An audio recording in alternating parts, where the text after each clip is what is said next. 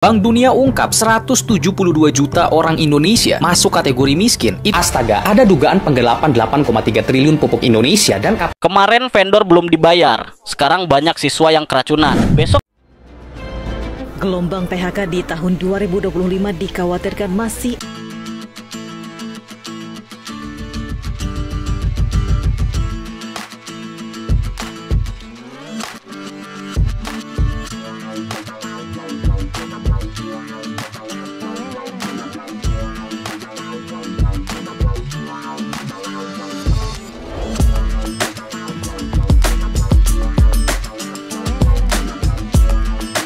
Assalamualaikum warahmatullahi wabarakatuh. Berjumpa kembali dengan Romblia Pratama. Teman-teman sahabatku semuanya, gimana kabar kalian? Mudah-mudahan kalian semuanya baik-baik saja beserta keluarganya di sana. Teman-teman sahabatku, buat kalian yang baru gabung, yang baru nonton video ini, silahkan di subscribe dulu, di like dan di komen guys.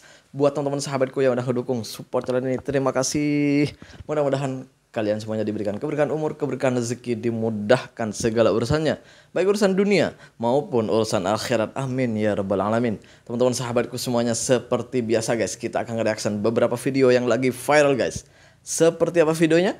Ini dia guys. Bank Dunia ungkap 172 juta orang Indonesia masuk kategori miskin. Itu sekitar 60,3% teman-teman. Artinya warga miskin di Indonesia ini ternyata adalah mayoritas. Yap, Bank Dunia beberapa waktu lalu menyatakan bahwa 60,3% penduduk Indonesia di tahun 2024 atau sekitar 171,91 juta jiwa tergolong miskin. Ini berdasarkan standar negara berpendapatan menengah. Pokoknya pengeluaran yang kurang dari Rp115.000 per hari itu dianggap miskin. Diproyeksikan di tahun 2027 jumlah penduduk miskin ini akan berkurang dan menjadi 55,5%, tapi masih mayoritas. Nah, tetapi kalau pakai standar kemiskinan internasional, ternyata cuma 1,3% aja penduduk yang tergolong miskin di Indonesia. Nah, ternyata beberapa waktu lalu juga ada penuturan dari BPS yang memberikan standar kategori miskin. Orang-orang yang memiliki penghasilan lebih dari Rp20.000 itu dikategorikan bukan miskin. Tentu saja ini menimbulkan kritik dan keheranan dari netizen. Namun lagi-lagi BPS menuturkan bahwa mereka menggunakan data keseluruhan pendapatan perorangan. Kalau ekonomi di Indonesia semakin parah dan banyak investor yang kabur, maka tidak menutup kemungkinan angka kemiskinan di Indonesia justru terus bertambah. Kalau katanya pemerintah sih penghasilannya itu 20.000 itu tidak masuk kategori miskin. Kalau di Malaysia itu 20.000 itu sama dengan 6 ringgit lah gitu satu hari. Jadi yang punya penghasilan 20.000 tidak termasuk miskin di sini guys. Atau sama dengan penghasilannya itu 6 ringgit saja di Malaysia. Coba bayangin.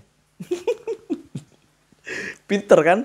Pandai kan pemerintah kita untuk memanipulasi masyarakatnya. Ya, kalau standarnya seperti itu ya kemiskinan kita ya enggak ini. Enggak kelihatan gitu ya. Kan? Bener kan? Pandai, bener-bener pandai ini. Pandai memang pemerintah kita ini. Bukan mengurangi kemiskinan, malah mengurangi standar kemiskinan itu tersebut. Cerdik ini. Cerdik ini. Bukan memberikan lapangan pekerjaan untuk masyarakat agar kemiskinan kita menurun, malah standar kemiskinannya ya diturunkan. Pandai. Teruskan. Nanti kalau naik lagi kemiskinannya, turunkan lagi standarnya biar nggak naik.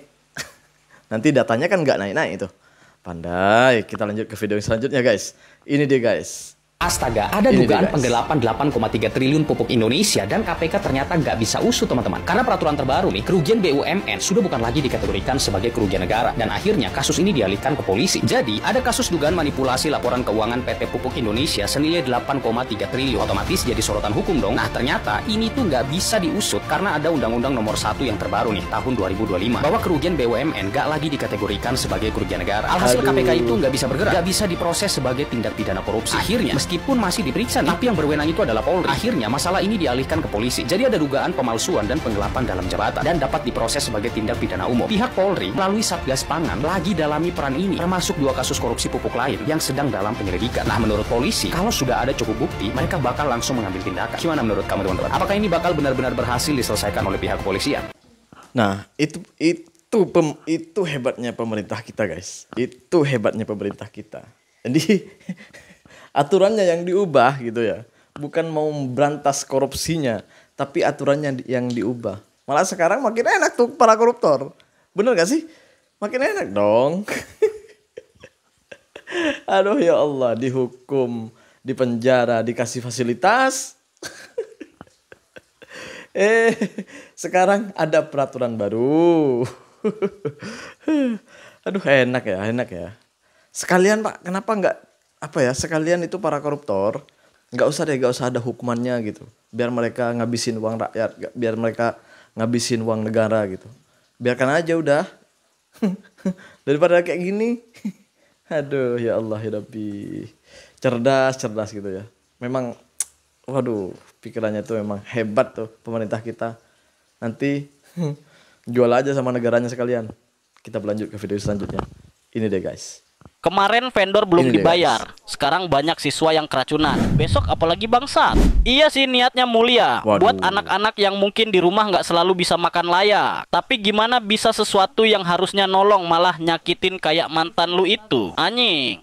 Kalau saran saya buat pemerintah, tolong stop dulu program ini. Coba evaluasi, rapihin dulu sistemnya baru lanjut lagi. Bukan buat ngejatuhin siapa-siapa, tapi ini demi nyelamatin nyawa orang. Jangan sampai anak-anak jadi kelinci percobaan lagi. Biar nggak ada lagi yang tumbang cuman karena mau makan siang. Kita semua pengen kok yang terbaik. Tapi terkadang berhenti sebentar itu jauh lebih baik daripada maksa jalan tapi bikin luka. Ah, dalam banget anjing. Kemarin itu banyak vendor yang nggak dibayar sama pemerintah. Sekarang banyak siswa-siswi atau anak sekolah yang keracunan. Besok apalagi nih? Aduh ya Allah ya Rabbi. Kok gini-gini amat ya? Lagian ya kalau nggak punya uang nggak usah lah berneko-neko. Kenapa sih nggak berfokus saja untuk membuka lapangan pekerjaan sama masyarakatnya, sama warganya? Kenapa nggak fokus ke situ? Kan itu jauh lebih baik gitu ya. Daripada buat, aduh ya Allah, program yang ujung-ujungnya seperti ini gitu. Astagfirullahaladzim. Dan sampai sekarang makanan bergizi gratis tuh nggak sampai ke sini. Masih belum sampai ke sini. Area sini nih belum. Gua nggak tahu kalau di kota ya. Tapi yang pasti kalau di sini karena anak-anakku semuanya sekolah. Nggak ada tuh semuanya. Nggak tahu buat siapa, nggak tahu ya. Kalau katanya sih katanya pidato presiden itu hari udah berapa puluh persen, 70% apa gitu, seluruh Indonesia sudah tercakup semuanya itu makan bergizi gratis. Mana? Di sini nggak ada. Sini masih Pulau Jawa, bukan luar Jawa di sini. Kita berlanjut ke video yang selanjutnya guys. Ini deh guys. Gelombang PHK di tahun 2025 dikhawatirkan masih akan terus berlanjut. Ketua Bidang Ketenagakerjaan dan Jamsos DPP Apindo Jakarta, Nur Jaman menyebut turunnya daya beli masyarakat menjadi faktor utama pelemahan dunia usaha yang memicu maraknya PHK. Lebih lanjut, Apindo pun memprediksi apabila tidak ada perubahan yang signifikan di dunia usaha, gelombang PHK pun tidak hanya berpotensi melanda sektor padat karya, tetapi juga sektor lain seperti padat modal dan sektor jasa. Menurut data Kementerian Ketenagakerjaan, jumlah pekerja yang mengalami PHK sepanjang tahun 2024 nyaris mencapai 80.000 orang. Jumlah ini lebih tinggi dibanding tahun 2023 yang mencapai 60.000 orang. Bahkan Konferensi Serikat Pekerja Indonesia KSPI mencatat, di 2 bulan pertama tahun 2025 tercatat sudah ada lebih dari 60.000 pekerja di Indonesia yang terkena PHK. Pemerintah dan seluruh stakeholder terkait pun diminta segera mengambil langkah serius untuk memperbaiki iklim dunia usaha dan mendorong daya beli masyarakat untuk mencegah gelombang PHK terus berlanjut. Terusin aja tuh PHK. Aduh ya Allah. Telinga kita tuh sering kali ya dengerin 19 juta lapangan pekerjaan, tapi mata kita selalu diperlihatkan dengan PHK dan pembuangan kerja di mana-mana. Inikah negara kita saat ini? Terima kasih buat semuanya. Assalamualaikum warahmatullahi wabarakatuh. Jangan lupa sholawat guys.